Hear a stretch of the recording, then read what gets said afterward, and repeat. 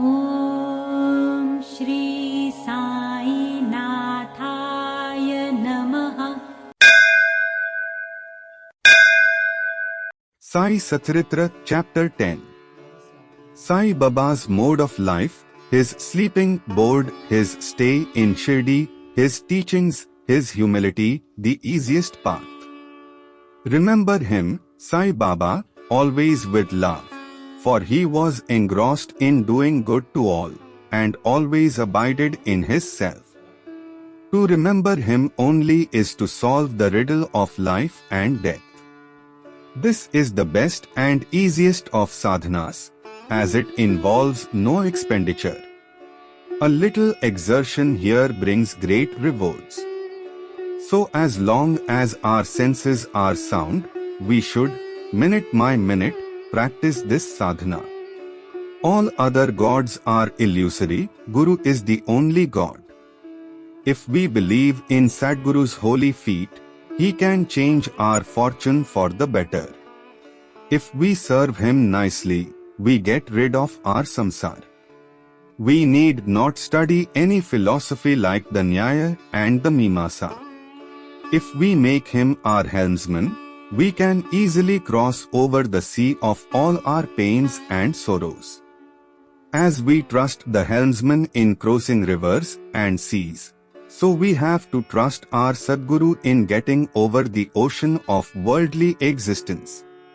The Sadguru looks to the intense feeling and devotion of his devotees, endows them with knowledge and eternal bliss.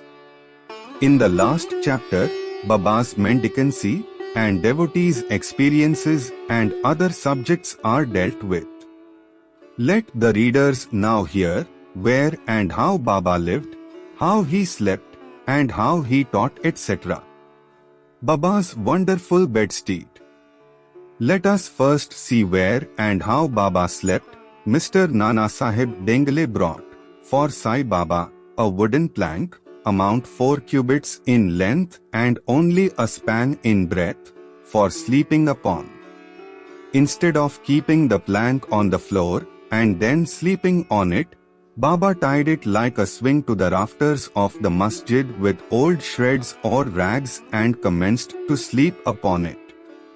The rags were so thin and worn out that it was a problem how they could bear or support even weight of the plank itself, let alone the weight of Baba.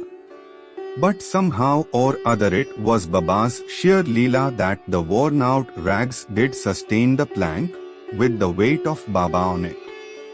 On the 4 corners of this plank, Baba lighted panatis, earthen lamps, one at each corner, and kept them burning the whole night. It was a sight for the gods to see Baba sitting or sleeping on this plank. It was a wonder to all, how Baba got up and down the plank. Out of curiosity, many careful observers kept watching the process of mounting and dismounting, but none succeeded. As crowds began to swell so to detect this wonderful feat, Baba one day broke the plank into pieces and threw it away. Baba had all the 8 siddhis, powers, at his command.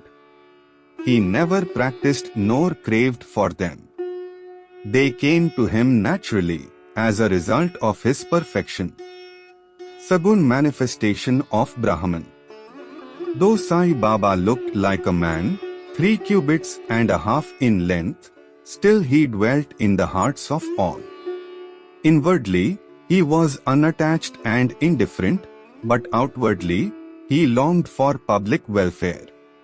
Inwardly most disinterested, he looked outwardly full of desires, for the sake of his devotees. Inwardly an abode of peace, he looked outwardly restless. Inwardly he had the state of Brahman, outwardly he acted like a devil. Inwardly he had the state of Brahman, outwardly he acted like a devil. Inwardly he loved Advaita, union or monism, outwardly he got entangled with the world.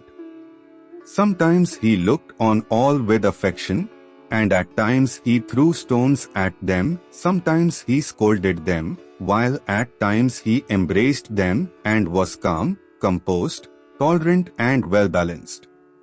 He always abided and was engrossed in the self and was well-disposed towards his bhaktas.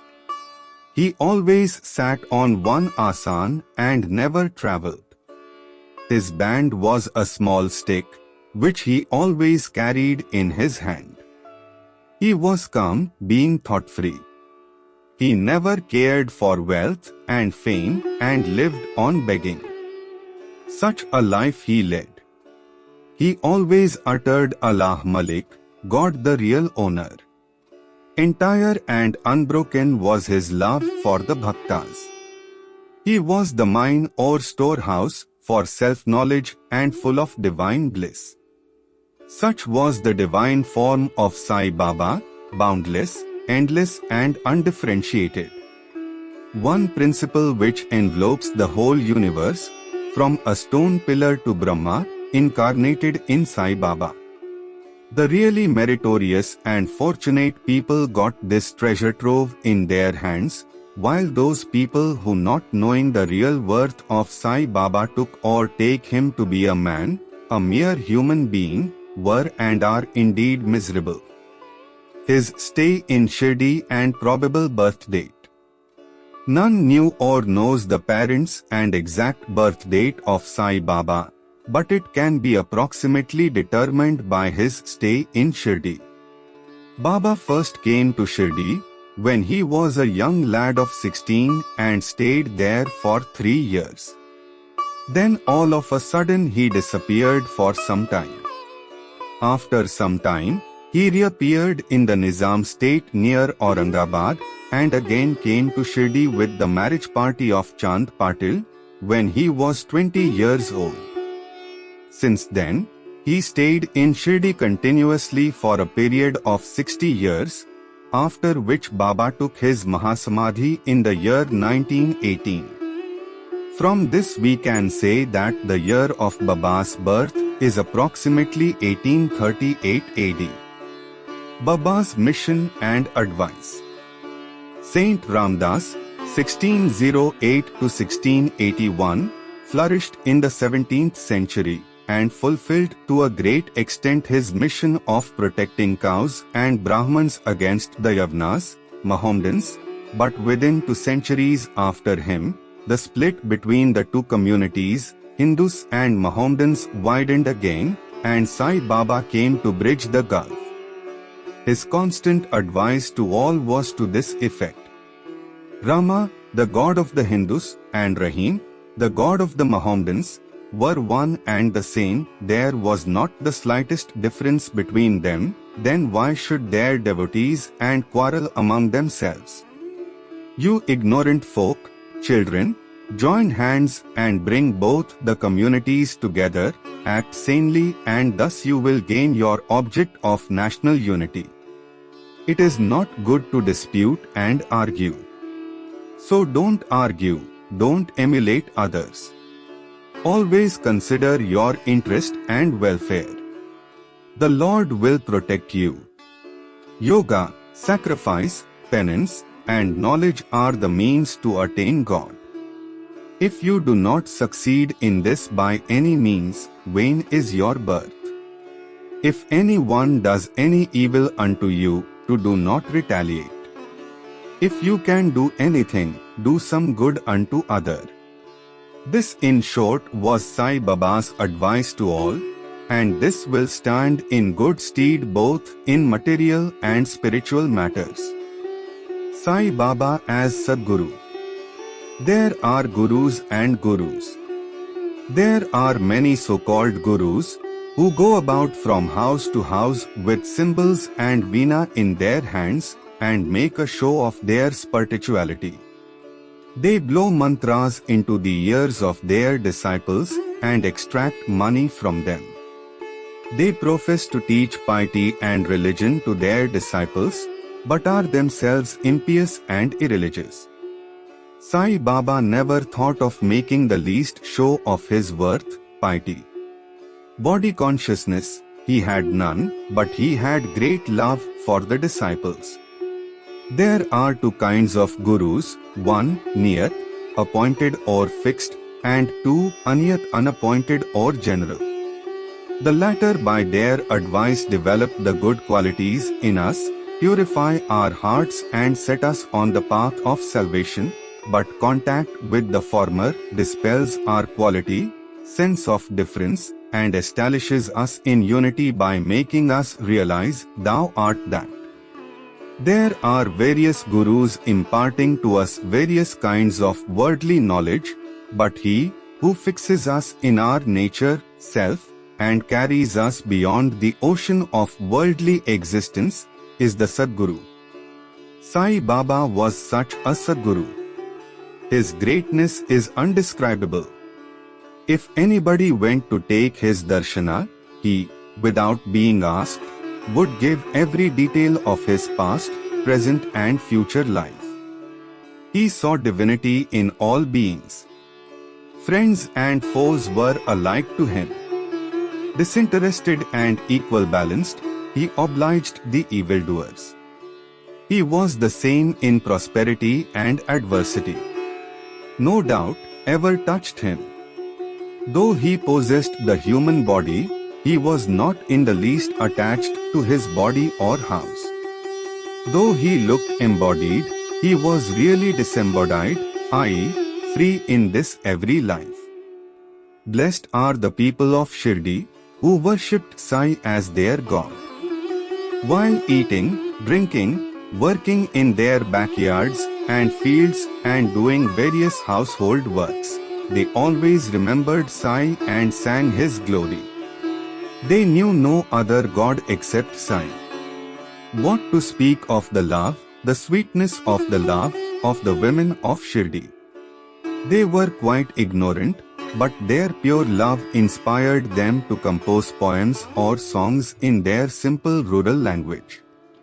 Letters or learning they had none, still one can discern real poetry in their simple songs. It is not intelligence, but love, that inspires real poetry as such. Real poetry is the manifestation of true love, and this can be seen and appreciated by intelligent listeners. Collection of these folk songs is desirable, and Baba willing, some fortunate devotee may undertake the task of collecting and publishing these folk songs, either in the Sai Leela magazine or separately in a book form. Baba's humility. Lord or Bhagwan is said to have 6 qualities, viz. 1. Fame, 2. Wealth, 3. Non-attachment, 4. Knowledge, 5. Grandeur, and 6. Generosity. Baba had all these in him. He incarnated in flesh for the sake of the bhaktas. Wonderful was his grace and kindness. He drew the devotees to him, or how else one could have known him. For the sake of his bhaktas Baba spoke such words, as the godness of speech dare not utter. Here is a specimen. Baba spoke very humbly as follows, Slave of slaves, I am your debtor, I am satisfied at your darshan. It is a great favor that I saw your feet. I am an insect in your excreta. I consider myself blessed thereby. What humility is this? If anybody would think that by publishing this, any disrespect is shown to Sai, we beg his pardon, and to atone for this we sing and chant Baba's name. Though Baba seemed outwardly to enjoy sense objects, he had not the least flavor in them, nor even the consciousness of enjoying them. Though he ate, he had no taste, and though he saw, he never felt any interest in what he saw. Regarding passion, he was as perfect a celibate as Hanuman. He was not attached to anything. He was pure consciousness, the resting place of desire, anger, and other feelings. In short, he was disinterested, free and perfect. A striking instance may be cited in illustration of this statement. Nanvalli. There was in Shirdi a very quaint and queer fellow by name Nanvalli. He looked to Baba's work and affairs. He once approached Baba, who was seated on his gadi seat, and asked him to get up, as he wanted to occupy the same.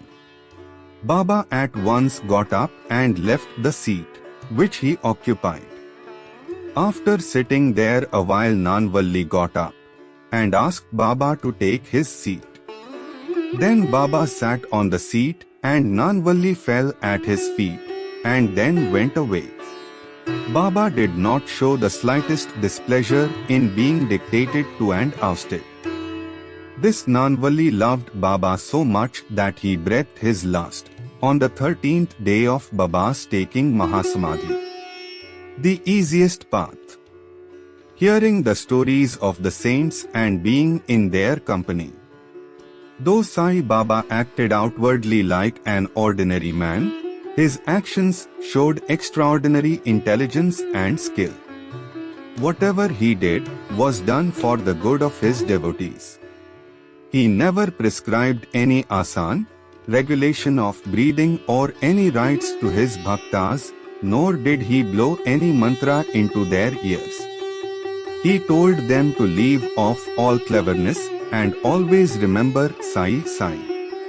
If you did that, he said, all your shackles would be removed and you would be free. Sitting between 5 fires, sacrifices, chantings, eightfold yoga are possible for the Brahmins only. They are of no use to the other classes. The function of the mind is to think. It cannot remain for a minute without thinking. If you give it a sense object, it will think about it. If you give it to a guru, it will think about guru. You have heard most attentively the greatness, grandeur of Sai. This is the natural remembrance, worship and kirtan of Sai. Hearing the stories of the saints is not so difficult as the other sadhanas mentioned above. They, stories, remove all fear of this samsar, worldly existence, and take you on to the spiritual path. So listen to these stories, meditate on them, and assimilate them. If this is done, not only the Brahmins, but women and lower classes will get pure and holy. You may do or attend to your worldly duties, but give your mind to Sai and his stories, and then he is sure to bless you. This is the easiest path, but why do not all take to it? The reason is that without God's grace, we do not get the desire to listen to the stories of saints. With God's grace, everything is smooth and easy. Hearing the stories of the saints is, in a way, keeping their company. The importance of the company of saints is very great. It removes our body consciousness and egoism, destroys completely the chain of our birth and death, cuts asunder all the knots of the heart, and takes us to God, who is pure consciousness. It certainly increases our non-attachment to sense objects and makes us quiet, indifferent to pleasures and pains, and leads us on the spiritual path.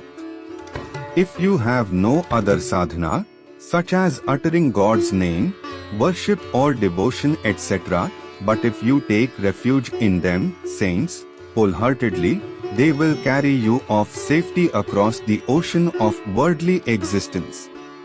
It is for this reason that the saints manifest themselves in this world.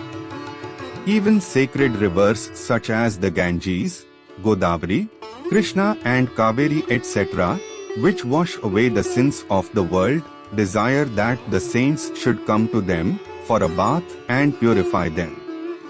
Such is the grandeur of the saints. It is on account of the store of merit in past births that we have attained the feet of Sai Baba. we conclude this chapter with meditation on Sai's form.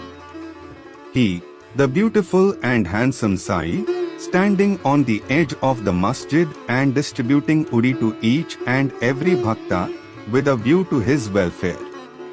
He who thinks the world as naught and who is ever engrossed in supreme bliss, before him we humbly prostrate ourselves. Batu Shri Sai, peace be to all. Jai Sai Ram.